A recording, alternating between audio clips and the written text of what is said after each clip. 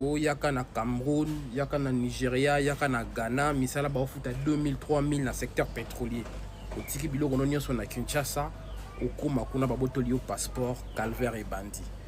Bonjour à tous. Bande connaître ko sa vidéo pour na ko alerter ba jeunes, surtout na Kinshasa, et na ba province. C'est un réseau moko est installé sur le réseau social. Réseau ana bazo recruter ba jeunes. Sous prétexte que bazo kende ko pesa bino misala na Nigeria, na Ghana, pe na ba pays mususu. Et belé bande ko na biso na moment tozolo baza bloqué kuna. Botoli bango ba passeport, baza réduit aux esclaves et misusu même bazo sala ba travaux forcés. Surtout continuer ko tika boye to tomboli mongongo te. Misusu na minute ko bazo s'apprêter ba katsa braza pour ba kende parce que réseau les autres mais marabango à travers braza ndenge ba kei.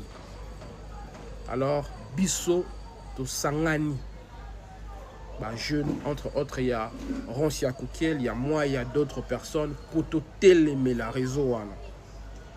To ça la live lelo na pourquoi pour te dénoncer et puis tous ba message tous na bateau ba utaki ba kangama kikuna bazonga ki pour ba témoigner ba victime bazali pour ba témoigner. Et il y a même des parents qui nous ont contactés oyo bana bango tisiko baza nous bloquer kuna baza luka ba moyen parce que ça ba bloquer bino ba mo senga rançon avant ba libérer bino. Bande ko na ngai ba congolais na ba congolaise. Toyebi ke moi pas ya na mboka. Mais ko tenter destination inconnue. Parce que je vous dis qu'il y a tellement de gens qui sont bloqués dans le pays où on a à ces moments. Tu salis quelques publications sur Facebook, tu récolter des témoignages à des victimes, à des familles, à des victimes à niveau moko. Autant de témoignages qui passent.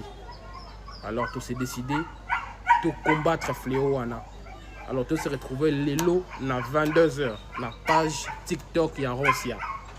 Pour tout ça la live boyoka ba témoignage et ba ndeko sokozo s'apprêter pour landanzela wana na minute o ba contacta ki ozo kamisa mbongo po yo po kende na sengi yo bolimbisi kata ba démarche wana tikala parce que tozo ngato bundana nto bimisa ba baza kuna bokende ko baksali sous charge te vraiment na sûr que ba autorité ba Rolanda mbela oyo et surtout ba parents boyoka message oyo bo pesa liso nzela na banate bakenenzela wana oyo bayebite bazo utiliser plus ba proche na biso tout moko akei ya komi kuna ba bloquer et puis ba komi ko utiliser pour yé pe inciter baninga na mususu a convaincre bango ba ya Rolanda